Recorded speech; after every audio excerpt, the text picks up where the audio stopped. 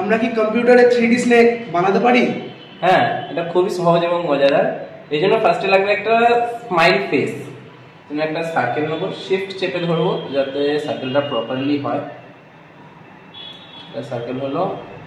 এর চোখের জন্য আর একটা ছোট সার্কেল নেব, দেন সিলেক্ট করে নেব, এটা বসাবো এখানে।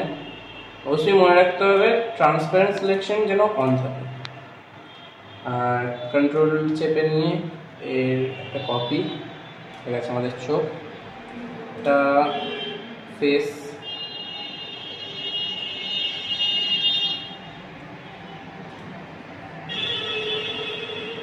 Face complete. দেন দিয়ে দেবো এতে কালার, কালার অ্যাড করে দিলাম। এবার করবো সিলেক্ট, টোটালটা প্রপারলি সিলেক্ট করব, দেন শিফট চেপে ধরবো, অ্যান্ড আর শিফট না ধরে থাকলেও হবে।